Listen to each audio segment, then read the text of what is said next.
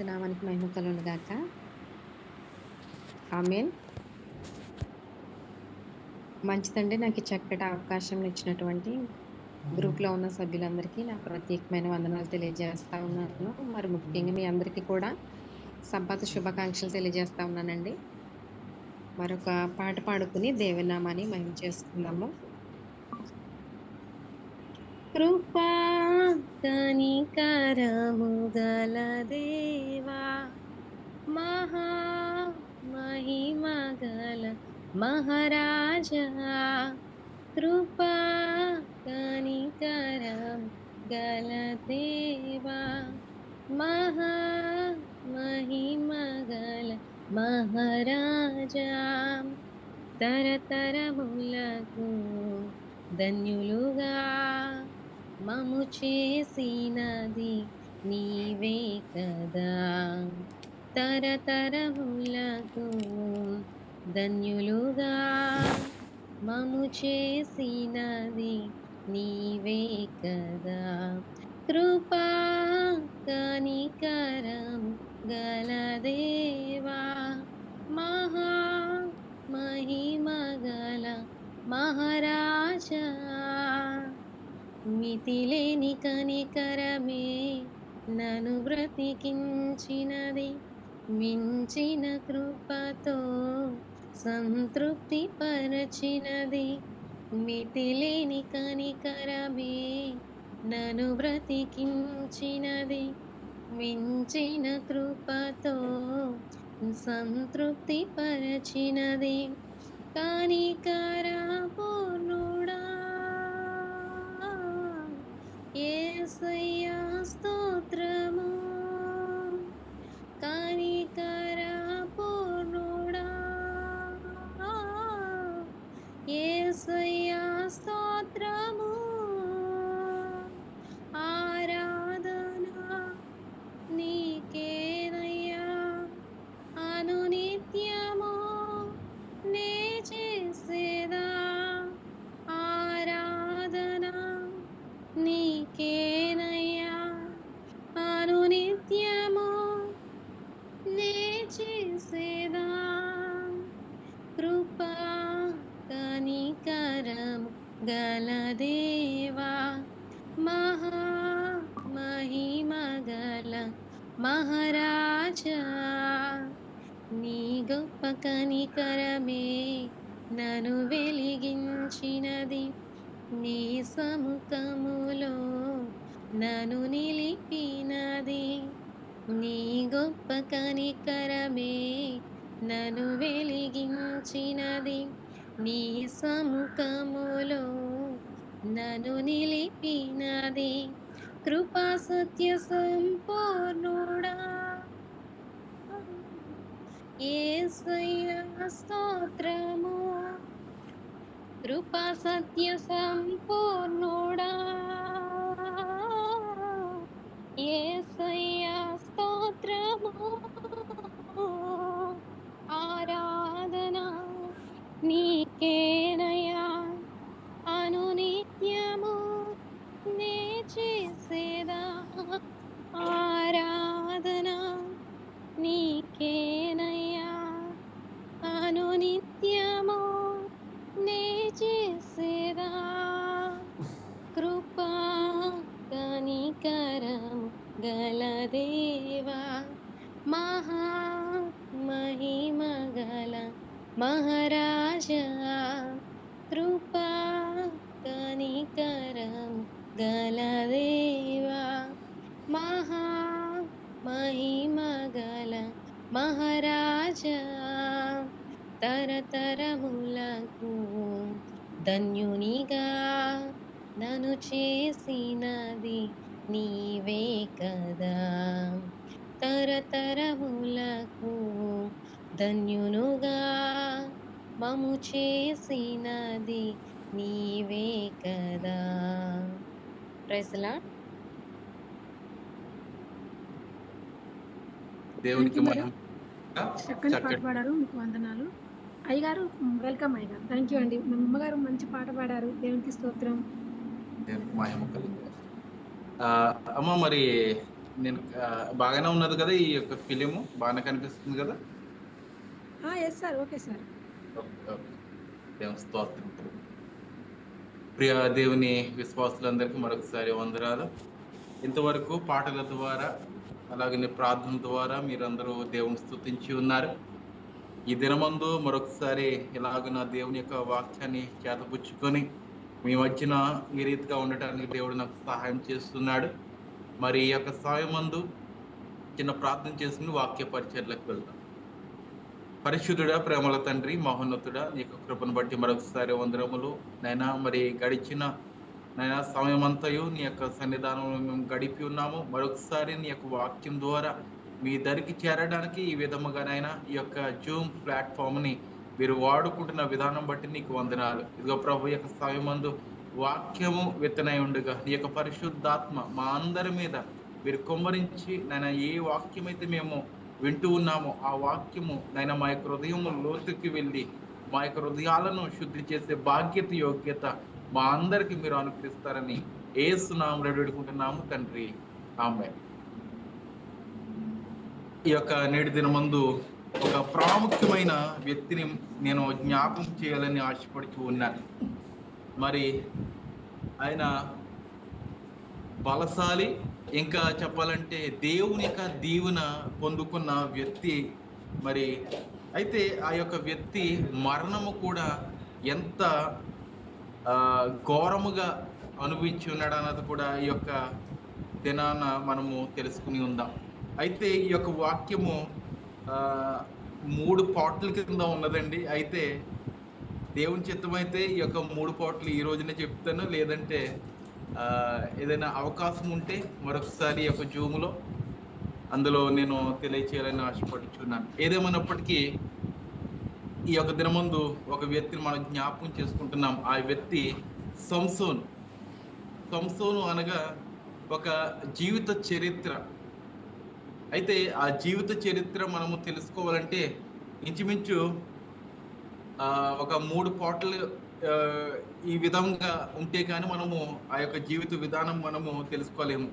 ఒకే వ్యక్తి కదా, అన్ని పాటలు ఎందుకని మనం అనుకోవచ్చు, కానీ లోతైన మర్మము కూడా వారి యొక్క జీవితంలో ఉన్నది. ప్రియ దేవుని బిడ్డలారా, ఈ రోజున వాక్యాంశము మనము ఈ లోకానికి ఎందుకు వచ్చి ఉన్నామో మనము జ్ఞాపకము చేసుకోవాలి. ఏమండి, ఈ రోజున మనము ఈ యొక్క లోకంలోనికి వచ్చి ఉన్నాం. ఒక స్త్రీగా, పురుషుడిగా మనం ఈ యొక్క లోకానికి వచ్చి ఉన్నాం. అయితే ఈ లోకంలోకి వచ్చిన తర్వాత మన యొక్క విధేంటి, మన యొక్క కార్యములు ఏంటి, క్రియలు ఏంటి అన్నది మనం జ్ఞాపకం చేసుకోవాలి. నేను గొప్ప చదువు చదివేసుకుంటూ ఉన్నాను, లేకపోతే గొప్ప ఉద్యోగం చదివేసుకుంటున్నాను, లేకపోతే ఇవే కాదు, గొప్ప బంగ్లాలో ఉంటున్నాను, గొప్ప ఆస్తి ఉన్నది అనే కాదు. మనం ఈ యొక్క లోకానికి ఒక పర్పస్ నిమిత్తమై మనం వచ్చాం. ఏమండి, దేవునికి చిత్తం లేనిదే ఏది జరగదు. నీవు పుట్టడము కూడా ఒక జీవిత చరిత్ర. అది మనం తెలుసుకున్నప్పుడే మనకి జీవితంలో ఏది సాధించాలో, ఏది చేయాలన్నది మనకి దేవుడు బయలుపరుస్తూ ఉంటాడు. దేవునికి మహిమ కలుగుగాక. దేవులారా, ఇక్కడ న్యాయాధిపతులు 13 నుంచి 16 అధ్యాయులు మనం చూసినట్లయితే, అనగా 3 అధ్యాయులు మనం చూసినట్లయితే చాలా క్షుణ్ణముగా లోతుగా మనము ఈ రోజున ధ్యానం చేయబోచుకున్నాం. అయితే ప్రియ దేవులారా, ఇక్కడ 13వ అధ్యాయంలో మొదటి వచనం మనం చూసినట్లయితే, ఇజ్రాయేలు మరలా యెహోవా దృష్టికి దోషులుగా కాగా యెహోవా 40 సంవత్సరములు వారిని ఫిలిష్తీయుల చేతికి అప్పగించాను. ఏమండి, ఎన్ని సంవత్సరాలు?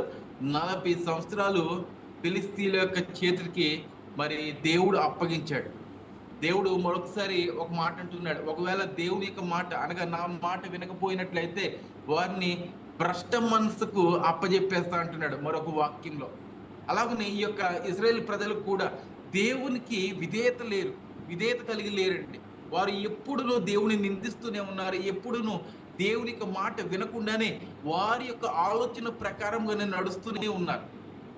మరి ఐగుప్తు ప్రాంతం నుంచి కానాను దేశానికి 430 సంవత్సరాలు ఆ యొక్క ఐగుప్తు ప్రాంతంలో ఉంటే కానాను దేశానికి నడిపించడానికి 40 సంవత్సరాలు పట్టింది వారిని. ఎందుకంటే కేవలము నడిపించడానికి కేవలం ఒక 40 దినాలు మాత్రమే, కానీ దేవుడు 40 దినాలని 40 సంవత్సరాలు చేశాడు. ఎందుకంటే వారు ప్రతి దినము దేవునికి మాట వినకుండా తిరిగేవారు. ఏమండి, ఈ యొక్క ఉదయం ముందు అయ్యో ప్రభు నీ మాట నేను వింటాను అనేవారు. సాయంత్రానికి వారి యొక్క మనస్సు మారిపోయేది. సాతానుడు ఆ రీతిగా గలిబిలి చేసేసేవాడు. ఈ యొక్క ఇజ్రాయేల్ ప్రజలు కూడా ఏమండి, మోషే వెళ్ళిపోయిన తర్వాత యెహోషువ వచ్చాడు. యెహోషువ వెళ్ళిపోయిన తర్వాత న్యాయాధిపతులు వచ్చారు. న్యాయాధిపతులు కూడా పరిపాలిస్తున్నప్పుడు వారి యొక్క మాట కూడా వీరు వినకుండా ఏమండి ఇజ్రాయేల్ ప్రజలు మరి పాపంలోనే పడిపోతున్నారు. పాపం అనగా ఏంటి? వారు వ్యభిచారం చేస్తున్నారు. అయితే దేవుడు ఏర్పాటు చేయలేని అన్య దేవతలను కూడా వారు పూజిస్తూ ఉన్నారు. కాబట్టి దేవుడికి రోషం కలిగి ఉంచున్నారు. వారు దేవుడికి హేయులుగా కనపడుచు ఉన్నారు. అందుకని దేవుడు వారిని ఏం చేస్తున్నాడు? ఫిలిస్తీన్ల యొక్క చేతికి అప్పచెప్పుకున్నాడు. ఫిలిస్తీన్లు ఎవరు? హేయులు. దేవుడు అంటే అసహించుకుంటారు వాళ్ళు. ఏమండి, దేవుడికి వారంటే చాలా అసహ్యము. ఏమండి, వారు సున్నతి లేని వారు. ఇజ్రాయేల్ ప్రజలు దేవుని ఎరిగిన వారు. దేవుని ఎరిగిన వారంటే సున్నతి పొందుకున్నవారు. దేవునికి మహిమ కలిగాక. ఈ యొక్క పాత నిబంధనలో సున్నతి అని ఒక సదృశ్యాన్ని ఇచ్చి ఉన్నారు. ఆ సున్నతి ఈరోజు మనం అందరం పొందుకుంటున్నామంటే మనం పొందుకోవట్లేదు. ఎందుకంటే ఇప్పుడు ఏదైనా బిడ్డారా, సున్నతి అనగా బాప్తిస్ము. మనము దేవుణ్ణి నమ్ముకుని దేవుళ్ళకి మనం వస్తూ ఉన్నాం. ఆనాటి దినాల్లో అయితే ఈ యొక్క బాప్తిస్ము అనేది ఏం లేదు ఈ యొక్క పాత నిబంధనలో. కనుక సున్నతి అనే క్రమాన్ని అక్కడ ఏర్పాటు చేస్తారు. ఆ యొక్క ఫిలిస్తీన్లకి ఎటువంటి సున్నతి లేదు. వారు విగ్రహారాధన చేస్తూ ఉంటారు. బయలుదేవతలను ఆరాధన చేస్తూ ఉంటారు. సూర్య దేవతను ఆరాధన చేస్తూ ఉంటారు. మరొకటి మీకు జ్ఞాపకం చేయాలని ఆశపడుతున్నాను. క్యాథలిక్ వారు కూడా సూర్యదేవుణ్ణి ఆరాధన చేస్తూ ఉంటారు కదండి. సూర్యదేవుణ్ణి ఆరాధన చేస్తారు. ఆ యొక్క మందిరానికి వెళ్ళిన తర్వాత ఒక ప్రాంతానికి ఒక మందిరానికి వెళ్ళాను. ఆ మందిరంలో యేసు ప్రభు ఆ వెనకాల సూర్యుడి యొక్క ప్రతిబింబం ఉంటుంది వెనకాల. ఏమండి, అలాగున వారు సూర్యుడిని ఎక్కువగా ఆరాధన చేస్తూ ఉంటారు. ఈ యొక్క ఫిలిస్తీన్లు కూడా సూర్యుడిని ఆరాధించేవారు. అయితే ప్రియ పిల్లారా, ఇక్కడ దోషులుగా కాగా యెహోవా 40 సంవత్సరముల వారిని ఫిలిస్తీన్ల చేతికి అప్పచెప్పాను. ఆ కాలమున దాను వంశస్థుడు జోరియా పట్టణస్థుడైన మనోహాను ఒకడు ఉండేను. అతని భార్యకు ఏమండి పిల్లలు లేరు. ఎన్నో సంవత్సరాల నుంచి వారికి పిల్లలు లేరు. అయితే ఇక్కడ ఒక గొప్ప కార్యం మనం చూడాలంటే, ఒక గొడ్రాల నుంచి ఒక వ్యక్తిని దేవుడు ఏర్పాటు చేస్తున్నాడు. దేవునికి మహిమ కలిగాక. దేవునికి అసాధ్యమైనది ఏదీ లేదు. సమస్తము ఆయన సాధ్యం చేయగలడు. మూయబడిన గర్భాన్ని కూడా తెరవజేసే దేవుడు ఆయనే అంటున్నాడు, నేను మూసేవాడును తెరిచేవాడును కూడా నేనే. కనుక మనము ఆయన యొక్క మాటలు వినాలి. ఆయన యొక్క మాటలు విన్నప్పుడు మనకి అసాధ్యమైనది కూడా ఆయన సాధ్యం చేసి మనకి చూపిస్తూ ఉంటాడు. కనుక ఆయన మీద మనము నమ్మిక ఉంచాలి. ఇజ్రాయేల్ ప్రజలు దేవుని మీద నమ్మకం లేదు కాబట్టి 40 సంవత్సరాలు ఫిలిస్తీన్ల యొక్క చేతిలో బానిసలుగా ఉండిపోయారు. అయితే ఐగుప్తు ప్రాంతంలో వారు బానిసత్తుగా ఉన్నప్పుడు ఎవరు విడుదల చేసి ఉన్నారు? మోషేను దేవుడు కనుగొన్నాడు. మోషేను వారి ఎదుట నిలబెట్టి ఉన్నాడు. అయితే ఈ యొక్క ఫిలిస్తీన్ల ఎదుట ఎవరిని నిలబెట్టబోతున్నాడంటే, బలవంతుడైన సంసోను నిలబెడుతున్నాడు. దేవునికి మహిమ కలిగాక. ఏమండి, ఆ ప్రజలను రక్షించడానికి మూయబడిన గర్భాన్ని తెరుస్తున్నాడు దేవుడు. అయితే ఏ విధముగా ఈ యొక్క గర్భాన్ని తెరుస్తూ ఉన్నాడు? ఆ వ్యక్తి ఎవరు? మనోహ అనే ఒక వ్యక్తి. ఎక్కడ ఉంటున్నాడు? జోరియా అనే పట్టణంలో ఉంటున్నాడు. జోరియా అంటే పట్టణము. ఆ పట్టణానికి ఆనుకుని కొన్ని ప్రాంతాలు ఉంటాయి. ఆ ప్రాంతాలు కూడా మనం చూసినట్లయితే మహానేదాను అనే ప్రాంతం అది. ఆ ప్రాంతంలో ఈ యొక్క ప్రజలు నివాసం ఇస్తూ ఉన్నారు. ప్రియదేవుని బిడ్డలారా, చాలా క్షుణ్ణముగా ఈ యొక్క వాక్యంలో నేను పొందుపరుచుకున్నాను. శ్రద్ధగా మీరు వినవలసిందిగా నేను మిమ్మల్ని బ్రతిమాలుకుని ఉన్నాను. అయితే యెహోవా దూత ఆ స్త్రీకి ప్రత్యక్షమయ్యి, ఏమండి, ఎవరైతే మనోహ అతనికి భార్యగా ఉన్నారో ఆమెకు ఒక దూత ప్రత్యక్షమై ఉన్నది. ఇదిగో నీ యొక్క కడుపులో ఒక బిడ్డ పుడతాడు, ఆ బిడ్డ ఈ రీతిగా ఉంటాడు, కనుక నీవు మత్తు పానీయాలు ఏమి నీవు స్వీకరించకూడదు. అంటే స్త్రీలు కూడా మత్తు పానీయాలు పుచ్చుకుంటూ ఉన్నారా? ఈ యొక్క రోజుల్లో మనం చూసినట్లయితే సిటీస్లో, క్లబ్లో ఆ రీతిగా ఈ రీతిగా మనం చూసినట్లయితే స్త్రీలు కూడా సిగరెట్లు తాగుతూ ఉన్నారు. స్త్రీలు కూడా ఏమండి మత్తు పానీయాలు స్వీకరిస్తూ ఉన్నారు. మాదక ద్రవ్యములు తీసుకుంటూ ఉన్నారు. మరి పురుషులు ఎలాగైతే ఉంటున్నారో స్త్రీలు కూడా అలాగనే ఉంటూ ఉన్నారు. కనుక ప్రియ దేవులారా, ఆనాటి దినాల్లో కూడా కొంతమంది స్త్రీలు మత్తు పానీయాలు కూడా స్వీకరించేవారు. ఏమండి అంతెందుకండి, మరియా ఉన్న సమయంలో అనగా యేసుక్రీస్తు యొక్క తల్లిగారు మేరీ వారు ఉన్నప్పుడు కూడా మరి యొక్క పట్టణం అంతయు, ఆ యొక్క ప్రాంతం అంతయు వ్యభిచారంతో నిండిపోయినది, మత్తు పానీయాలతో నిండిపోయినది. ఆ దేశం నుంచి, ఆ ప్రాంతం నుంచి నిజమైన వ్యక్తి ఎవరైనాను రాగలడా అని ఒక వచనము కూడా మనకు కనబడుతున్నది. ఆ ప్రాంతము అంతటి దుర్మార్గమైన ప్రాంతముగా ఉన్నది. అలాగనే ఈ యొక్క జోరి అనే పట్టణం కూడా దుర్మార్గమైన పట్టణముగా ఉన్నది. ఏమండి ఈ పట్టణం నుంచి ఎవరు రాబోతున్నారు? బలాఢ్యుడైన సంసోను రాబోతున్నాడు. సంసోన్ని దేవుడు ఎంతగానో బలపరుచున్నాడు. సంసోను ఎదుట ఎవరును నిలవలేదు, నిలవనేరరు. అంతటి బలము సంసోనికి దేవుడు ఇచ్చున్నాడు. ఏమండి అయితే ప్రియదేవులారా, ఇక్కడ ఒక దూత వచ్చి ప్రత్యక్షమయ్యి ఆ స్త్రీతోటి చెప్తున్న మాట ఏంటంటే, యెహోవా దూత ఆ స్త్రీకి ప్రత్యక్షమై, ఇదిగో నీవు గొడ్రాలువు, నీకు కానుప లేకపోయిను, అయితే నీవు గర్భవతి కుమారుని కందువు. కాబట్టి నీవు జాగ్రత్తగా ఉండి ద్రాక్ష రసముని కానీ మద్యముని కానీ త్రాగకుండుము. అపవిత్రమైన దేనినైనను తినకూడదు. అపవిత్రమైనది దేనిని మనము తినకూడదు అని అంటూ ఉన్నాడు. అపవిత్రమైనది ఏంటి? ఏమండి మోషే గ్రంథంలో కూడా చాలా వాక్యాలు మనకు కనబడుచు ఉన్నాయి. అపవిత్రమైనది ఏది? ఏమండి చాలా మంది అపవిత్రమైనవి తింటూ ఉన్నారు. ఇంకనూ ఆహార పదార్థాలు మనము మార్చుకోవట్లేదండి. ఏమండి ఆ యొక్క అపవిత్రమైన ఇంకా మనం తింటూ ఉన్నాం. ఏమండి పులుసు లేని చేప తినకూడదని దేవుడు చెప్పాడు. ఏమండి ఇంకా నువ్వు రొయ్యలు తినకూడదని చెప్పాడు దేవుడు. రొయ్యల్ని దేని సూచనగా ఇచ్చాడు? తొట్ట పురుగులను ఇచ్చాడు. ఆ తొట్ట పురుగులు తింటున్నాం ఈరోజు. ఇంకా ప్రియ సహోదరులారా, ఆహార పదార్థాలు కూడా మనము మార్చుకోవాలి.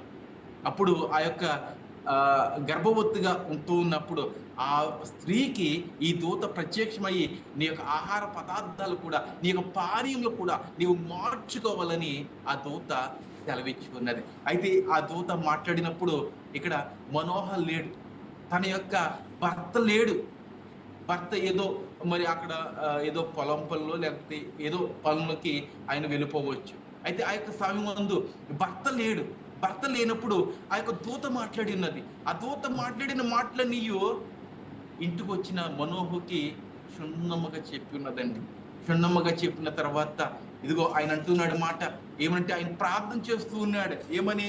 6వ వాక్య భాగం. అందుకు మనోహ, నా ప్రభువ, నీవు పంపిన దైవజనుడు మరలా మా యొద్దకు వచ్చి పుట్టబోవు ఆ బిడ్డకు మేము ఏమేమి చేయవలనో దానిని మాకు నేర్పినట్లు దయచేయమని యెహోవాను వేడుకొనగా. ఏమండి ఆ యొక్క ఆతృత చూడండి. నా యొక్క భార్యతోటి ఆ దూత మాట్లాడి ఉన్నాడు. ఆ దూతను మరొకసారి నేను చూడాలి, ఆ దూత యొక్క మాటను నేను వినాలి. ఎందుకని అంత ఆతృత?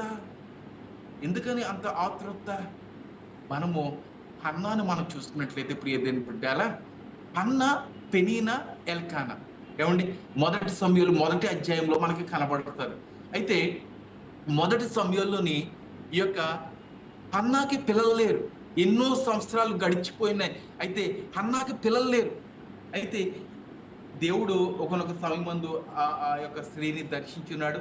ఆమె గర్భం ద్వారా ఎంతో మంది కుమారులు వచ్చారు, కుమార్తెలు వచ్చి ఉన్నారు. అయితే మొదటి కుమారుడిని మాత్రము ఈ యొక్క సేవకి ఆమె వినియోగించి ఉన్నది. అలాగే సేవకి అర్పించేస్తున్నది, బ్రొక్కున్నది అలాగా. అయితే ఆ యొక్క పెనీనా హన్నాని ఎంతగానో ఇబ్బంది పెట్టింది. ఎందుకంటే గొడ్రాలుగా ఉన్నది, బిడ్డలు లేరు కాబట్టి. మరి ఈ యొక్క మనోహ తన యొక్క భార్య కూడా గొడ్రాలుగా ఉన్నప్పుడు, ఏమండి ఇక్కడ గొడ్రాలని ఎందుకన్నారు?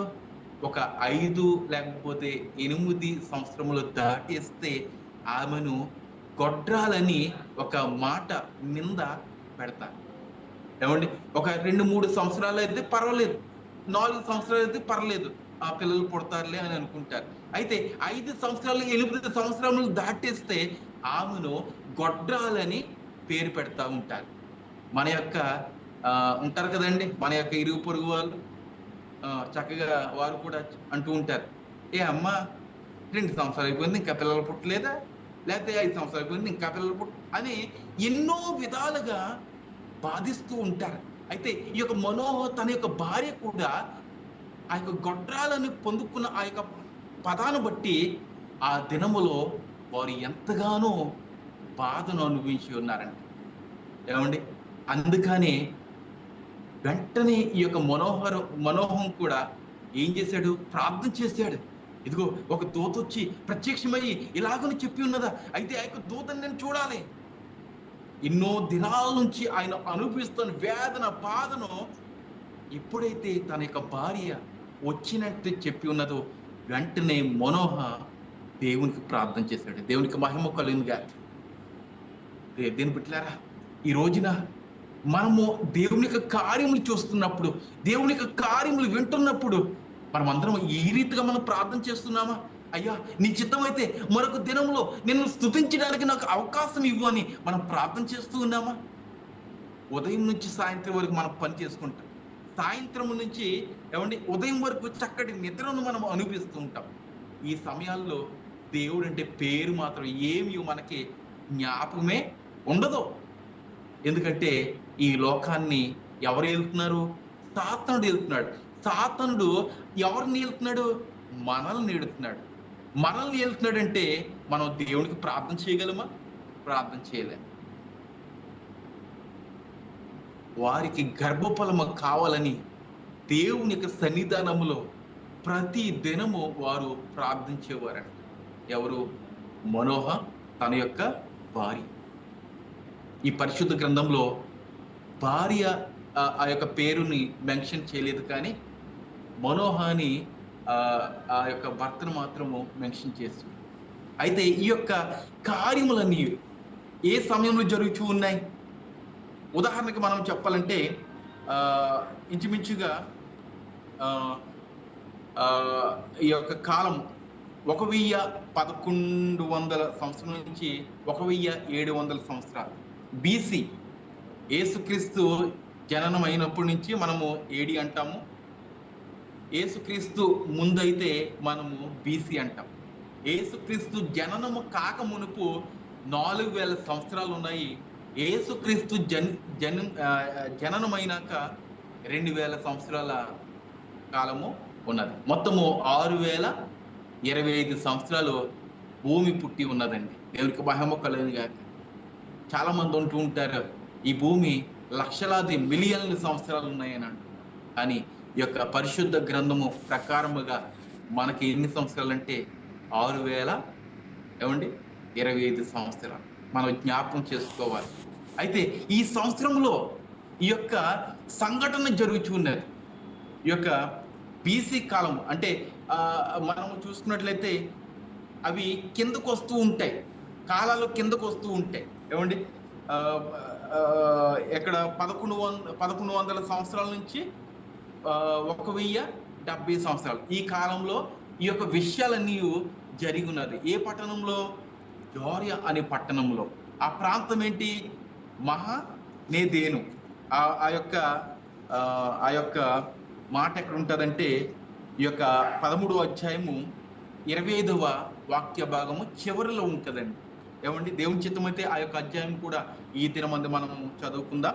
అయితే ప్రియమైన బిడ్డలారా, ఇక్కడ మనం చూస్తున్నట్లయితే ఇంకను ఆ మనోహ ప్రార్థన చేస్తున్నప్పుడు ఆ దూత మరొకసారి ప్రత్యక్షమై ఉన్నది. దూత ఎన్నిసార్లు ప్రత్యక్షమై ఉన్నదంటే, మొదటగా మరి తన యొక్క భార్యతోటి మాట్లాడి ఉన్నది, అలాగనే రెండవసారి తన యొక్క భార్యతోటే మాట్లాడి ఉన్నది. అప్పుడు ఈ యొక్క మనోహ ఆ దూతను కలుసుకుని ఉన్నాడు. ఆ కలుసుకుని ఆయన చెప్తున్న మాటలు, దేవుడు మనోహ ప్రార్థన ఆలకించిన గనుక ఆ స్త్రీ పొలంలో కూర్చుండగా దేవుని దూత ఆమెను దర్శించాను. ఏమండి, మనోహని డైరెక్ట్ గా ఆ దూత దర్శించలేదు. ఎవరు దర్శించున్నది? ఈ యొక్క స్త్రీని, మనోహ యొక్క భార్యను దర్శించున్నది, ఆ స్త్రీని దర్శించున్నది. మొదటిసారి కూడా ఆ స్త్రీని దర్శించున్నది, తర్వాత కూడా ఆ స్త్రీని దర్శించున్నది. ఇక్కడ ఎవరు ప్రార్థన చేశారు? మనోహ ప్రార్థన చేశారు. మనోహ ప్రార్థన చేశాడు. అంటే ఏకముగా కూడి ప్రార్థన చేశారండి. భార్య భర్తలు ప్రార్థన చేస్తే ఏమండి జరగలేని కార్యములు కూడా దేవుడు జరిగిస్తాడు. ఈ రోజును ఏమండి భార్య ఈ మూలను ప్రార్థన చేస్తుంటే భర్త ఆ మూలను ప్రార్థన చేస్తారు. ప్రార్థనలో కూడా విభిన్నముగా ఉంటున్నారు. ప్రార్థనలో కూడా ఐక్యత లేదు. ఈ రోజుల్లో ఐక్యత కలిగి ఉండాలి ప్రియ దేవుని బిడ్డలారా, ప్రియ దేవుని బిడ్డలారా. అయితే ఆ సమయమున ఆమె పెనిమిటి అయిన మనోహ ఆమె యొద్ద ఉండలేదు కనుక ఆ స్త్రీ త్వరగా పరిగెత్తి, ఆనాడు నా యొద్దకు వచ్చిన ఆ పురుషుడు నాకు కనబడిందని అతనితో చెప్పాను. దూత ఈ రోజున ఒకసారి నేను ఈ యొక్క ప్లాట్ఫామ్ లోనే చెప్పి ఉన్నాను. దూతలు ఏమండి వింటున్న వారిని ప్రశ్న వేస్తూ ఉన్నాను. దూతలు పురుషుల స్త్రీల? పురుషులండి. ఒకసారి ఎవరండి? పురుషులు. దేవునికి మహిమ కలుగుగాక, దేవునికి మహిమ కలుగుగాక. ఆ సమయం ముందు మీరు వాక్యం విన్నట్టున్నారు. దేవునికి మహిమ కలుగుగాక, మిమ్మల్ని దేవుడు దీవించిన గాక. అయితే ప్రియ దేవుని బిడ్డలారా, ఇక్కడ దూతలు అంటే పురుషులే, స్త్రీలు ఉండరండి. ఈ రోజు నాటకాలు మనము డ్రామాలు వేస్తూ ఉంటాం. డ్రామాలు ఎవరిని పెడుతూ ఉన్నాము? ఎక్కువగా స్త్రీలనే పెడుతూ ఉన్నాం. లేదంటే ఈ యొక్క స్త్రీ ఏంజిల్ లా ఉన్నదండి అంటూ ఉంటారు. ఏంజిల్ అంటే దూత. అయితే ఈ యొక్క పురుషుడు నాకు కనిపించున్నాడు, ఆ దూత నాకు ప్రత్యక్షమై ఉన్నది అని మనోహ దగ్గరికి వెళ్ళి చెప్పి ఉన్నది. ఆ మనోహ వెంటనే పరిగెత్తుకుంటూ వచ్చి ఆ దూత దగ్గర ఉన్న ఆ యొక్క దూత ఎక్కడైతే ఉన్నదో ఆ ప్రాంతానికి వచ్చేసాడండి. సాగిలపడి నమస్కరించి ఉన్నాడు, ఆ దూతను పూజించి ఉన్నాడు, ఆ దూతకు కృతజ్ఞత స్తుతులు చెల్లించి ఉన్నాడు. అయ్యో అయ్యో అని. ప్రియదేవులారా, గొప్ప కార్యము జరిగి ఉన్నది వారి యొక్క దాంపత్య జీవితంలో. అయితే ఆ దూత మాట్లాడి ఉన్నాడు. అయితే ఆ మనుషుడు అప్పుడు మనోహ లేచి తన భార్య వెంబడి వెళ్ళి ఆ మనుషుని యొద్దకు వచ్చి ఈ స్త్రీతో మాట్లాడిన వాడు నీవేనా అని అతని నడుగగా అతడు నేనే అనెను. అందుకు మనోహ, కావున నీ మాట నెరవేరినప్పుడు ఆ బిడ్డ ఎట్టి వాడగును. ఏమండి, ఈ అన్ని వాక్యాలు నేను తెలియపరచలేను. కానీ అయితే అక్కడ మనోహ అడుగుచున్నాడు ఆ యొక్క దూతని, ఈ యొక్క బిడ్డను నేను ఎలా పెంచాలి, ఆ గుర్తులేంటి, ఏమిటి అన్నది ఆ యొక్క దూతను అడుగుచూ ఉన్నాడు. దూతను అడుగుతున్నప్పుడు ఆ దూత మరొకసారి తెలియచేస్తున్నది, నీవు గర్భఫలంతో ఉన్నప్పుడు నీవు మత్తు పానీయాలు స్వీకరించకూడదు, ఆహార పదార్థాలన్నీ నీవు సక్రమంగా చూసుకోవాలని దూత తెలియపరుస్తున్నది. అయితే ఆ దూతని మనోహ వేడుకుంటున్నాడు. ఎందుకంటే ఆనందంతో ఉన్నాడు, సంతోషంతో ఉన్నాడు. కాబట్టి ఆ దూతని ఏ విధంగా అడుగుతున్నాడు చూడండి. 16వ వచనంలో, యెహోవా దూత, నీవు నన్ను నిలిపిన నీ భోజనం నేను తినను. ఆ దూత అంటున్న మాట ఏంటంటే, దూతను అడుగుచుకున్నాడు, ఓ దూత, ఒక్క సమయం నాకు కేటాయించు, నీకు అన్నపానములు నేను పెడతాను అంటూ ఉన్నాడు మనోహ. కృతజ్ఞత, ఆ ఆనందముతోటి. ఏమండి, ఈ రోజున ఎవరైనా సేవకులు మన యొక్క గృహానికి వస్తుంటే, ఏమండి, ఈ సేవకుడు ఎప్పుడు వెళ్ళిపోతాడో, ఇంకెంతసేపు కూర్చుంటాడో, 50 రూపాయలు ఇస్తే సరిపోతుందేమో, లేకపోతే 100 రూపాయలు ఇస్తే సరిపోతుందేమో అని అనుకుంటూ ఉంటాం. ఏమండి, సేవకులు కొంతమంది ధనం ఆశపడుతూ ఉంటారు, కొంతమంది ప్రార్థన చేయడానికి ఆశపడుతూ ఉంటారు. అయితే ఎక్కువగా ఈ యొక్క కాలంలో ధనం కొరకే ఆశపడేవారు ఉన్నారు. ఒక మాట చెప్తున్నాను ప్రియ దేవుని బిడ్డలారా, మరి సేవకులు ఎవరైనా ఉంటే నేను ఒక మాట చెప్తున్నాను, వినండి. మనము ఎవరి దగ్గరికైనా ప్రార్థన చేస్తున్నప్పుడు, అనగా వారు అనారోగ్యంగా ఉండి వారు ఉన్నప్పుడు ప్రార్థన చేస్తున్నప్పుడు, ఏమండి, వారు ఏదైనా కానుకిస్తే దయించి తీసుకోవద్దండి. ఎందుకంటే వారు ఇబ్బందులు ఉన్నారు కాబట్టి. నీవు సహాయం చేయి, ఒక సేవకుడిగా ఉండి నీవు సహాయం చేయి. వారి స్వస్థత పొందుకున్న తర్వాత అంతకంటే రెట్టింపుగా నీకు ఇస్తారు. దేవునికి మహిమ కలుగుగాక. ఏమండి, ఇబ్బందులు ఉన్నప్పుడు మాత్రము సేవకులు ఆ యొక్క కుటుంబాన్ని ఎప్పుడు ఇబ్బంది పాలు చేయకూడదు. వారికి ఉన్నదో లేదో మనకు తెలియదు. కేవలం ప్రార్థన చేసి వారు ఇస్తానన్నా కూడా ఇచ్చుకోకుండా చక్కగా ఒక గ్లాసు నీరు తాగి వచ్చేసింది, అదే మీకు క్షేమం. అలాగనే ఉండాలి. అయితే ప్రియమిత్రులారా, ఈ యొక్క దూత కూడా ఈ దూత కూడా ఏం చేస్తున్నది? ఇదిగో నీ యొక్క అన్నపానములు నేను పుచ్చుకొనలేను, నీవు నన్ను నిలబెట్టినా కూడా నేను ఉండలేను, ఇక్కడ నేను వెళ్ళిపోవాలని దూత అక్కడ ఈ యొక్క మనోహకి తెలియజేస్తున్నది. ఆ మనోహ, నీ మాటలు నెరవేరిన తర్వాత మేము నిన్ను సన్మానించినట్లు నీ పేరేమని యెహోవా దూతను అడగగా, నీ పేరేంటి అని అడుగుతున్నాడు మనోహ. యెహోవా దూతకి పేరేముంటదండి? యెహోవా దూతకి పేరేముండదు. అయితే కొన్ని పేర్లు ఉన్నాయండి. లూసిఫర్ అపవాది, మికాయేలు అనే దూత ఉన్నాడు. ఆ మికాయేలు అంటే యేసు ప్రభు. ఏమండి, ఈ 2 పేర్లు మాత్రమే ఉన్నాయి. కనుక ఈ యొక్క దూతను అడుగుచుకున్నాడు, నీ పేరేంటి అని అడుగుచుకున్నాడు. అయితే ప్రియదేవుని బిడ్డలారా, అంతటా మనోహ నైవేద్యమునొక మేకపిల్లను తీసుకుని ఒక రాతి మీద యెహోవాకు అర్పించెను. అక్కడ ఒక బలిపీఠాన్ని కట్టేశాడు. వెంటనే బలిపీఠం ఎలా కడతారు? ఆ బలిపీఠం యొక్క రాళ్ళు, ఏమండి గమనించండి, బలిపీఠపు రాళ్ళు మనము సాన పెట్టి కొట్టకూడదు. ఏమండి, మరి ఆ యొక్క రాళ్ళు ఎలా ఏర్పడతాయి అంటే, మరి అబ్రహాము, ఇస్సాకు ఒక కొండ ప్రాంతానికి వెళ్ళి ఉన్నారు. ఎందుకని? అక్కడ బలిపీఠాన్ని ఏర్పాటు చేసి, ఏమండి అక్కడ బలి అర్పించడానికి, ఎవరిని? ఇస్సాకును బలి అర్పించడానికి ఆ ప్రాంతానికి వెళ్ళి ఉన్నారు. అయితే ఆ యొక్క ప్రాంతంలోనికి వెళ్ళడానికి ఈయన ఏం ఉపయోగించాడు? సుత్తి శానం ఏం పట్టుకెళ్ళలేదండి. ఆయన అక్కడ ఉన్న రాళ్ళన్నీ తీసుకొచ్చి పేర్చాడు. ఏమండి, ఇనుము తగలని రాళ్ళు అని ఉన్నది. ఇనుము తగలని రాళ్ళతోటి మనము బలిపీఠాన్ని అమర్చాలి.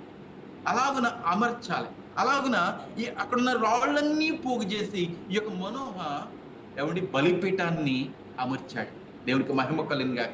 ఆ బలిపీఠాన్ని అమర్చిన తర్వాత ఏడాది మేకపిల్ల, గమనించండి, దేవునికి అర్పించేది ఒక సంవత్సరపు గొర్రె కానీ సంవత్సరపు మేక కానీ మనం అర్పించాలి.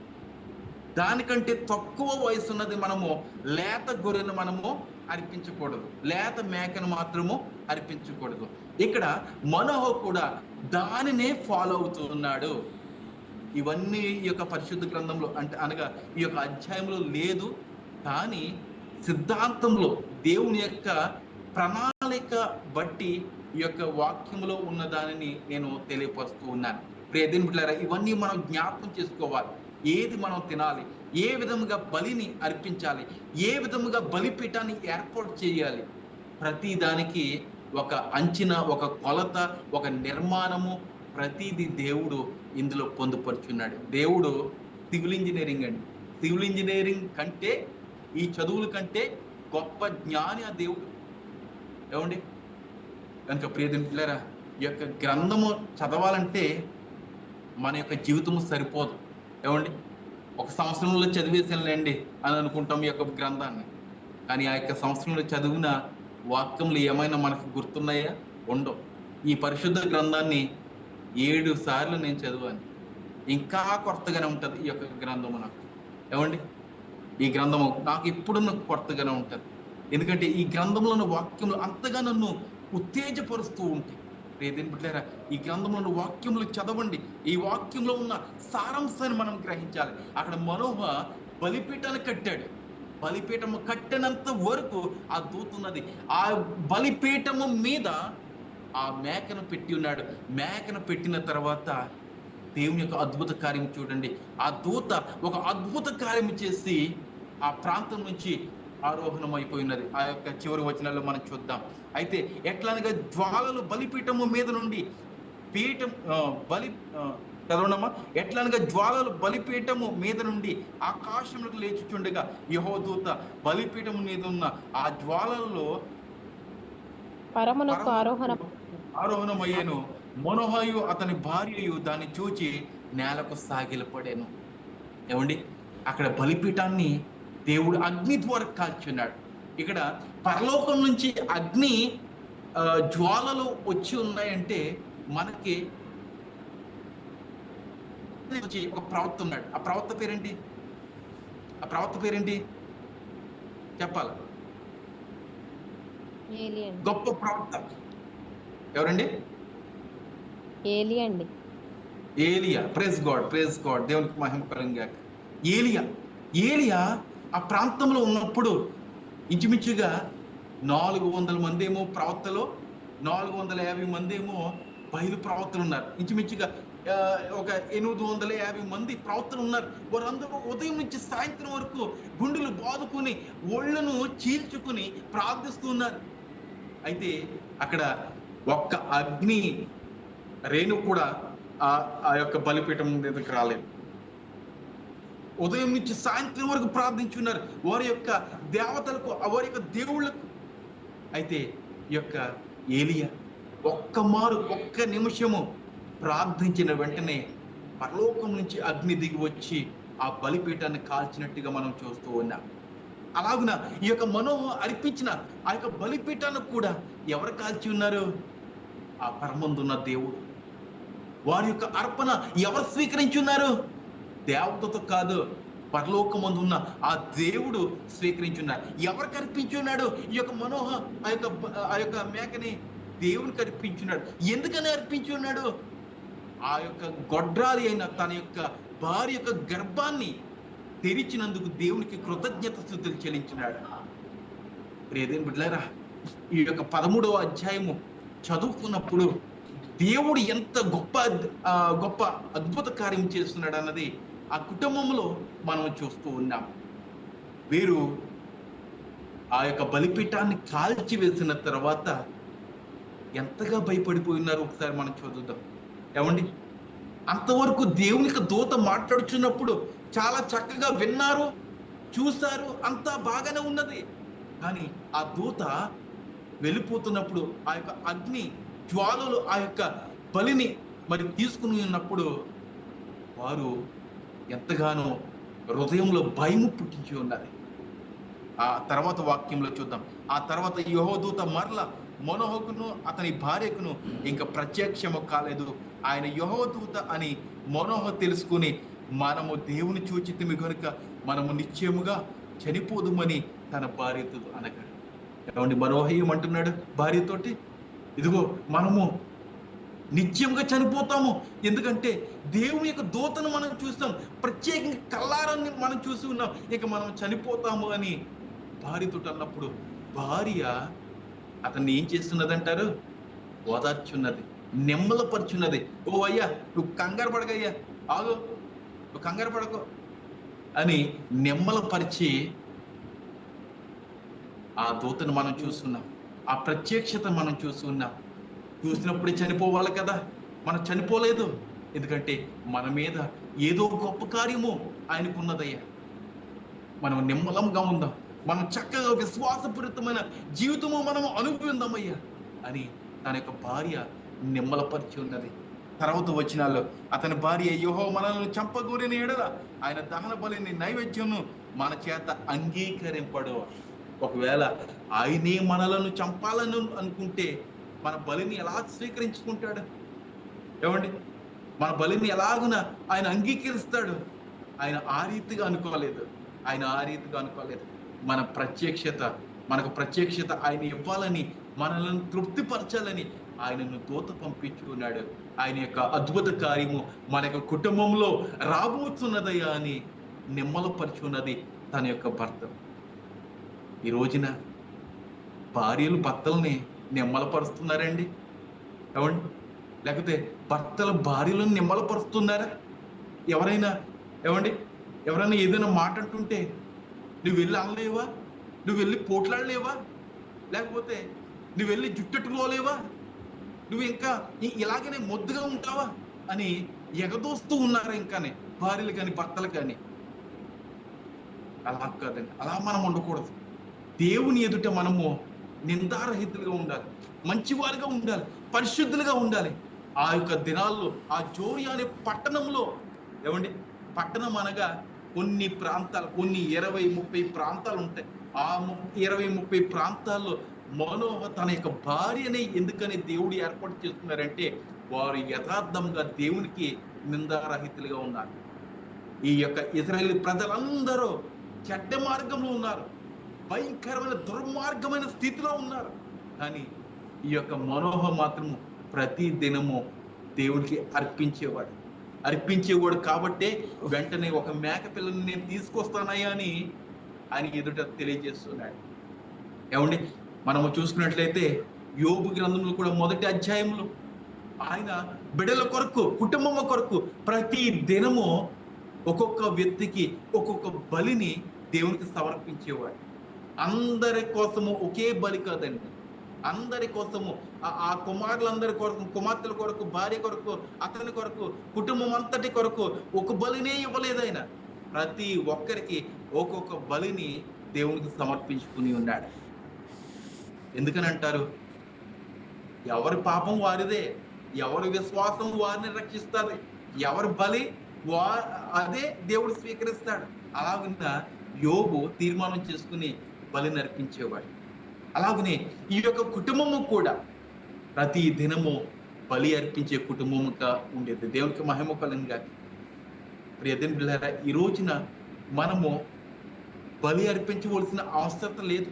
ఎందుకంటే దేవుడే మన కొరకు బలి అయిపోయాడు. దేవుడే మన కొరకు ఆయన యొక్క రక్తాన్ని కార్చాడు, చిందాడు, నీ పాపంలో నీవు తీసివేశాడు.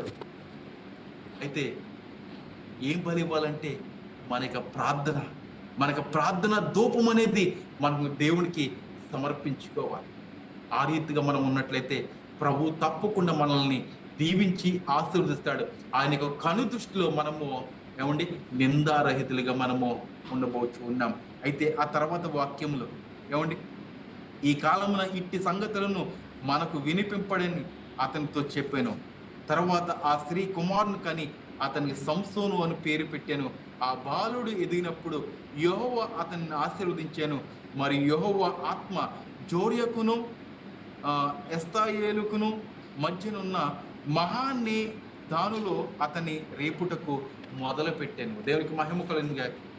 ఏమండి, ఇక్కడ దేవుని యొక్క కృపను బట్టి, ఆశీర్వాదం బట్టి ఒక కుమారుణ్ణి ఆమె పొందుకుని ఉన్నారు. మనోహ చక్కటి కుమారుణ్ణి, ఒక బాధ్యుడు, మంచివాడు, దేవుని యొక్క ఆశీర్వాదం పొందుకున్న వ్యక్తిని మరి ఆమె పొందుకున్నది, అతను పొందుకున్నాడు. అయితే దేవుని యొక్క దూత చెప్పిన మాట ఏంటంటే, ఇతను నాజీరు చేయబడిన వాడు, అనగా అతని యొక్క తల వెంట్రుకలు ఇంకా కత్తిరించకూడదు. ఒకవేళ ఆ తల వెంట్రుకలు కత్తిరించినట్లయితే అతనిలో ఉన్న దేవుని యొక్క బలమంతయు కోల్పోతాడు అని నాజీరు చేయబడి ఉన్నది. కనుక ప్రియ దేవుని బిడ్డలారా, ఈ రోజున మనమందరము నాజీరు చేయబడిన వారమే. మనం ఒకవేళ పాపాన్ని చూసి ఉన్నామంటే, పాపాన్ని చేస్తున్నామంటే మనము దేవుని యొక్క కృపను మనం కోల్పోతాం. ఈ రోజున దేవుని యొక్క కృపను మనం కలిగి ఉండాలా, లేకపోతే దేవుని యొక్క కృపను మనము కోల్పోయిన వారిగా మనం ఉండాలి. ఈ తర్వాత ఈ యొక్క 2 అధ్యాయాలు కూడా ఎంతగానో బలముగా మనతోటి, మన యొక్క హృదయాలతోటి మాట్లాడబోతూ ఉన్నాయి. దేవుడు ఏమండి, దేవుని కార్యంలో ఎంతగానో విచిత్రముగాను ఆశీర్వాదకరముగాను ఉంటాయి. ఆ వ్యక్తిని ఎందుకని ఆ ప్రాంతం నుంచి దేవుడు తీసుకుని ఉన్నాడు, ఆ ప్రాంతం నుంచి ఎందుకని దేవుడు ఆ వ్యక్తిని లేపి ఉన్నాడు. ఆ ప్రాంతం అనగా ఏ ప్రాంతం అండి? అది చెప్పండి, ఏ ప్రాంతం అది? మహానేదాను. ఏదండి? మహానేదాను. మహానేదాను అనే ప్రాంతం నుంచి సంసోను లేపి ఉన్నాడు. ఈ రోజున నీవు నిలబడిన ఆ స్థలంలోంచి నిన్ను లేపుతూ ఉన్నాడు. నీవు నివాసిస్తున్న ఆ స్థలంలోంచి నిన్ను లేపుతూ ఉన్నాడు. నీ పొరుగు వారు మారలేదేమో, నీ ఎదుటి వారు మారలేదేమో, నీ స్నేహితులు ఇంకను మారలేదేమో, నీ కుటుంబంలో ఇంకను మారలేదేమో, నీ కుటుంబంలో మార్చడానికి నిన్ను దేవుడు ఏర్పాటు చేస్తున్నాడేమో. ఆ దినాల్లో అయితే ఫిలిస్తీన్ యొక్క చేతిలోంచి ఇజ్రాయేల్ ప్రజలను రక్షించడానికి సంసోనును వాడుకుని ఉన్నాడు. ఈ రోజున నిన్ను కూడా దేవుడు వాడుకుంటున్నాడు. నువ్వు జ్ఞాపకం చేసుకో ప్రియ దేవుని పిల్లరా, దేవుని యొక్క పని అని నీవు వచ్చినట్లయితే దేవుడు నిన్ను నిండారుగా ఆశీర్వదిస్తాడు. నమ్మండి, దేవుని మీద మనం ఆనుకోవాలి. ఆయన అంటూ ఉన్నాడు, సమస్త జనులారా నా యొద్దకు రండి, నీకు విశ్రాంతిని నేను కలగజేస్తానంటూ ఉన్నాడు. ఆయనే విశ్రాంతిని కలగజేస్తాడు. సమస్త ప్రజలారా, భారం మోసుకుని పోతున్న వారులారా, మీ భారం అంతా నేను తీసివేస్తానంటూ ఉన్నాడు. ఆ యొక్క ఇశ్రాయేలు ప్రజలకు భారము తీసివేయాలని, ఏమండి, ఫిలిస్తీన్లను ఓడించాలని ఇక్కడ సంసోనును దేవుడు వాడుకున్నాడు. అయితే అతను ఎందుకని ఆ యొక్క ప్రాంతానికి వచ్చి ఉన్నాడు, అతను ఎందుకని మరి అక్కడ ఎదుగుచుకున్నాడు అన్నది ఆయన తెలుసుకోలేకపోయి ఉన్నాడు. కానీ చివరిలో మరణం అవ్వబోతున్నప్పుడు అతను తెలుసుకుని ఆ యొక్క ఫిలిస్తీన్ని మరి చంపినట్లుగా మనం చూస్తూ ఉన్నాం. ఏమండి, ఇంకొక మాట ఏంటంటే, తన బ్రతుకునంత కాలము చంపిన వారి కంటే చనిపోచున్న సమయంలో చంపిన వారు అధికముగా ఉన్నారంటండి. ఆ దాగోను దేవాలయంలో అతన్ని కట్టేశారు. ఆ యొక్క దాగోను ఆ యొక్క గుడికి ఒక మూల స్తంభాలుగా 2 స్తంభాలు ఉన్నాయి. ఆ స్తంభాలకి ఇతన్ని కట్టివేసి ఉన్నారు. ఎప్పుడైతే దేవుణ్ణి అడిగి ఉన్నాడు, అయ్యో ప్రభువా, నేను పాపం చేస్తున్నాను, నన్ను క్షమించు ప్రభు అని బ్రతిమాలుకుని, ఒక్కసారి నీవు బలం ఇచ్చినట్లయితే ఈ ఫిలిస్తీన్లందరినీ నేను హతము చేస్తానని ఆయన వాగ్దానం ఇచ్చినప్పుడు ఆ చివరిలో దేవుని యొక్క బలము పొందుకున్నాడు. దేవుని యొక్క బలము పొందుకున్న తర్వాత ఆ యొక్క దేవాలయంలో ఉన్న వారందరూ ఇంచుమించు సుమారుగా 3,000 మంది పైగానే, ఇంకా ఎంతమంది ఉన్నారో మనకు తెలియదు, 3,000 మంది పైగానే అక్కడ మరి హతులైనట్లుగా మనం చూస్తూ ఉన్నాం. ఇంకా ప్రియదేవులారా, చివరి నిమిషంలో కాదు కానీ ఉన్న సమయంలో చక్కటి బలము పొందుకొని చక్కగా ఉండి నిందారహితులుగా ఉండి, ఏమండి, సమయము పోనీక దేవుని కొరకే కనిపెడుతూ దేవుని కొరకే జీవిస్తూ ఉన్నట్లయితే దేవుడు తప్పగా మనల్ని దీవిస్తాడు, ఆశీర్వదిస్తాడు. నమ్మిన వారందరూ, ఏమండి, ఒకసారి మీరు ప్రార్థనలో ఏకీభించుకోండి. ఇదిగో ఆ యొక్క సంసోన్ని ఎలా అయితే ఆ సమయంలో దేవుడు ఏర్పాటు చేస్తున్నాడు, ఈ నేటి దినాల్లో కూడా దేవుడు నన్ను ఏర్పాటు చేసుకున్నాడేమో, అయితే నా మీద ఏదో కార్యం ఉన్నదేమో, కనుక నేను కూడా ఆ కార్యం ఎట్టిదో నేను తెలుసుకోవాలి. అయ్యా, నాకు జ్ఞాపకం చెయ్యి. ఆ యొక్క స్త్రీకి ఎలా అయితే ఆ దూత ప్రత్యక్షమై ఉన్నదో అలాగున నాకు కూడా నీ యొక్క వాక్యం ద్వారా నాకు ప్రత్యక్షత ఈ ప్రభువా అని ఈ దినమందే నీవు ప్రార్థన చేసినట్లయితే, ఈ విశ్రాంతి గడియలో, ఆశీర్వదించబడిన ఈ యొక్క గడియలో నీవు ప్రార్థించినట్లయితే ప్రభువు తప్పకుండా నీ మనవిని ఆలకిస్తాడు. మనోహ ప్రార్థన చేశాడు, అయ్యో ఓ దూత, అయ్యో ప్రభువా, మరొకసారి ఆ దూత ప్రత్యక్షత నాకు కనపరచు, నేను మాట్లాడాలి, నేను తెలుసుకోవాలి అని మనోహ ప్రార్థించాడు. కనుక మనము కూడా ఆ రీతిగా మనం చేద్దాం. మన యొక్క ప్రార్థన దేవునికి అనుకూలముగా ఉండాలి. ఏమండి, ఈరోజు చాలా మంది ప్రార్థన చేస్తున్నారు, ఆ ప్రార్థనలన్నీ అనుకూలముగా లేవు. నన్ను దీవించు, నన్ను దీవించు, నన్ను దీవించు, నాకు ఇది ఇవ్వు, అది ఇవ్వు అని అడుగుతూ ఉన్నా. నీ చిత్తమైతే, ప్రాముఖ్యంగా నేను చెప్తున్నాను ప్రియమిత్రులారా, నా ప్రార్థన కూడా అట్టిదై ఉన్నది. నీ చిత్తమైతే నీవు నాకు దయచేయము అని నేను అడుగుతూ ఉంటాను. అలాగనే మీరు కూడా అడగండి, దేవుడు తప్పకుండా దేవుని యొక్క చిత్తానుసారంగా దేవుడు మీకు ఇస్తాడు. దేవా నన్ను దీవించు అని కాదు, దేవా నీ చిత్తమైతే నన్ను దీవించు, దేవా నీ చిత్తమైతే నా ఇరుగు పొరుగు వాళ్ళని దీవించు ప్రభువా. ఎప్పుడైతే ఇరుగు పొరుగు వాళ్ళ కొరకు మనం ప్రార్థన చేస్తామో ఆ ప్రార్థన దేవునికి అనుకూలముగా ఉంటారు. ఈ రోజున ప్రార్థన కూడా ఆడి నాశనం అయిపోవాలి, ఆడు మంచిగా ఉండకూడదు, ఆడి ఎదగకూడదు అని ప్రార్థన చేసేవారు దుర్మార్గులు కూడా మన మధ్యన ఉన్నారు. ఏమండి, విశ్వాసులే కాదమ్మా, పాస్టర్లు కూడా ఉన్నారు. దేవునికి మహిమ కలిగాక వారికి కూడా తీర్పు ఉన్నది, కంగారు పడకండి. అందరికీ తీర్పు ఉన్నది. విశ్వాసకైతే ఒక తీర్పే, సేవకులకి 2 అంచుల తీర్పు. ఏమండి, 2 వైపుల పదును ఉంటుంది, జాగ్రత్త. కనుక బహు జాగ్రత్తగా ఉండాలి. ఈ యొక్క లోకంలో వాక్యం చెప్తూ ఉన్నావా, వాక్యానుసారంగానే ఉండు. ప్రార్థన చేస్తున్నావా, ప్రార్థన పూర్వకంగానే ఉండు. ఈ రోజున ప్రార్థన చేసి ఆ పక్కకి వెళ్ళిపోయి అపవిత్రమైన మాటలు, అపవిత్రంగా నీవు ఉన్నట్లయితే అంతకంటే దౌర్భాగ్యమైన స్థితిలోనికి దేవుడు నిన్ను నిండేస్తాడు. భ్రష్ట మనసుకు దేవుడు అప్పచెప్పేస్తా అంటూ ఉన్నాడు. ఈ యొక్క ప్రాంతంలో ఏమండి, ఒక కుటుంబము పరిశుద్ధంగా ఉన్నది కాబట్టి ఆ కుటుంబాన్ని దేవుడు ఎంచుకుని ఆ కుటుంబం నుంచి ఒక బలమైన వ్యక్తిని ఒక సాధనముగా దేవుడు వాడుకున్నాడు. ఈ సంసోను కూడా 20 సంవత్సరాలు న్యాయాధిపతిగా పనిచేశాడు. 20 సంవత్సరాలు న్యాయాధిపతిగా. ఏమండి, కనుక ప్రియ బిడ్డలారా, మన మీద దేవునికి ఎటువంటి నిర్ణయం ఉన్నదో అది మనం తెలుసుకోవాలి. ఒకవేళ కోల్పోయిన తర్వాత అయ్యో నాకు ఇది కావాలి, నాకు అది కావాలని అడిగినప్పుడు దేవుడు నీకు కనుపరచుడు, నీ దరికి కూడా ఆయన రావడానికి కూడా సంసిద్ధంగా ఉండడు.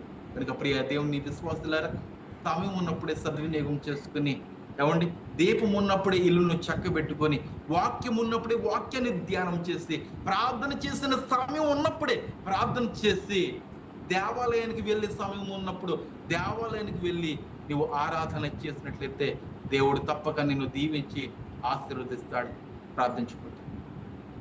పరిశుద్ధుడ, ప్రేమల తండ్రి, మహోన్నతుడా, నీ యొక్క ప్రేమను బట్టి, నీ యొక్క కనికను బట్టి నీకు వందనములు, స్తుతులు, స్తోత్రములు తెలియజేస్తున్నాను తండ్రి. ఇంతవరకు ప్రభువా నీ యొక్క వాక్యం ద్వారా మాతో సూటిగా తేటగా మీరు మాట్లాడి ఉన్నారు. ఇదిగోనైనా సంసోను ప్రభువా నీవు ఎన్నుకున్నావు తండ్రి. ఫిలిష్తీయుల చేతిలోంచి ఇశ్రాయేలు ప్రజలను రక్షించాలని మీరు ఎన్నుకున్నారు నాయన. ప్రభువా నైనా సంసోను అయితే నైనా ప్రభువా వారి యొక్క యవన ప్రాయాన్ని బట్టి, వారికి ఉన్న బలాన్ని బట్టి ప్రభువా ఎంతగానో విర్రవీగిపోయినాడు.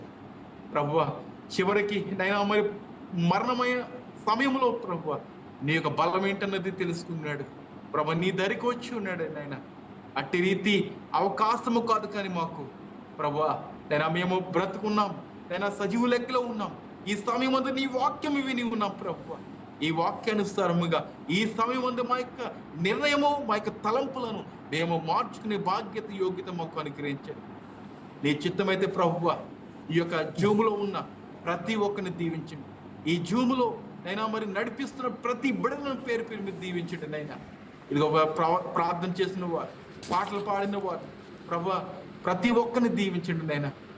ఇదిగో ప్రభు ప్రత్యేకంగా ఈ కుటుంబాలనైనా ఏ మనవి చేస్తున్నాయో నీ ఎదుట ప్రతి మనవి నీకు అంగీకారముగా ఉండటానికి సహాయం చేయండి ప్రభువా. వారి యొక్క ప్రార్థన మీరు ఆలకించండి. వారి యొక్క ప్రార్థన ఆలకించి వారికి కావాల్సిన ఇవ్వులన్నీ మీరు అనుగ్రహిస్తున్నాడు ఇచ్చున్నాం తండ్రి. నీకు అసాధ్యం అనేది ఏది లేదు ప్రభువా. సమస్తము సాధ్యం చేయగల గొప్ప దేవుడు నాయన. ఇదిగో ప్రభువా నేను మార్తమ్మ గారి కొరకు మేము ప్రార్థన చేస్తున్నాం. ప్రార్థన అవసరత వరకు కోరి ఉన్నారు. ఇదిగో ప్రభా వారి యొక్క కుమార్తె యొక్క వివాహం కొరకు మేము ప్రార్థన చేస్తూ ఉన్నాం. నైనా మరి చక్కనైన వరుణ్ణి వారి యొక్క కుటుంబానికి మీరు నడిపించండి. అలాగనే ఈ యొక్క మరి కుటుంబంలో ఎవరికైనా ఆర్థిక సమస్యలు ఉన్నట్లయితే ప్రతి ఆర్థిక సమస్య నుంచి యేసు నామములో లయపరచబడును గాక. నీకు వందనములు ప్రభా. నీ చిత్తమైతే ఉద్యోగాల కొరకు ఎదురు చూస్తున్న బిడ్డలను బట్టి నీకు వందన. ఆ ఉద్యోగాలు మీరు దయచేయండి నాయన ప్రభా. కుటుంబంలో సమాధానం కొరకు ఎదురు చూస్తున్నారేమో వారికి సమాధానం మీరు అనుగ్రహించండి నాయన ప్రభా. బిడ్డలు ఎవరైతే చదువుకుంటున్నారో వారికి చదువులో మీరు తోడుగుండండి, సహాయం చేయండి ప్రభా. దూరదేశంలో ఉన్న వారు ఎవరైనా ఉన్నారేమో వారు కూడా బహుగా మీరు దీవించండి ప్రభా. దేశం కానీ దేశంలో వారు ఉండగా నైనా మరి జనులు కానీ జనుల మధ్యన వారు ఉండగా నైనా వారికి తండ్రిగా, వారికి తల్లిగా మీరు ఉండి వారిని నడిపించండి ప్రభా. ఇదిగో నైనా రంజాన్ మాసంలో ప్రభు వారు ఎంతగానోనైనా నేను బలమైన వారు పనులు చేస్తూ ఉన్నారు. నిశ్చితమైతే నేను ఆ యొక్క బలమైన పనిలో నేను మీరు బలము సమకూర్చి నేను వారికి ఎటువంటి బలహీనత దరి చేరకుండా నీ కృపచోటును వారు మరుగుపరచండి ప్రభా. నిశ్చితమైతే నైనా ఈ యొక్క స్వదేశంలో ఉన్న వారిని బట్టి నీకు వందనములు. అలాగనే ప్రభువా నేను ఇంకను నేను మరి దేని కొరకైతే వారు కనిపెడుతున్నారో ప్రతి ఇవ్వుని వారి యొక్క కుటుంబాలను మీరు అనుగ్రహించి మీరే మహిమత పొందుకుంటారని నిశ్చితమైతే ప్రభువా ప్రార్థిస్తున్న ప్రతి ఒక్కరిని దీవించండి. నీ యొక్క రాకడ కొరకు నేను మేమందరము కనిపెట్టుకుని ఎదురు చూసుకునే బాధ్యత, యోగ్యత మా అందరికి మీరు అనుగ్రహిస్తారని యేసు నామములో అడివేడుకుంటున్నాము తండ్రి. ఆమేన్ ఆమేన్. పరలోకన ఉన్న తండ్రి, నీ నామం పరిశుద్ధపరచబడను గాక, నీ రాజ్యం వచ్చిన కాక, నీ చిత్తం పరలోకమందు నెరవేరునట్లు భూమి అందు కూడా నెరవేరును గాక. మా అందిన వారిని మాకు దయచేయండి. మా రుణస్థలను క్షమించిన ప్రకారముగా మమ్మల్ని క్షమించండి. మమ్మల్ని శోధన లేక కీడిని తప్పించండి. రాజ్యము, శక్తి, మహిమ నిరంతరం నీవన్నావు తండ్రి. ఆమేన్ ఆమేన్. మన తండ్రి యొక్కయు కుమారుని యొక్కయు పరిశుద్ధాత్మ అన్యోన్య సహవాసము ఇప్పుడును ఎల్లప్పుడూను ఈ వాక్యం విన్న సహోదరులను ఈ యొక్క జూమ్ ప్లాట్ఫామ్ ని ఏర్పాటు చేసిన ప్రతి ఒక్క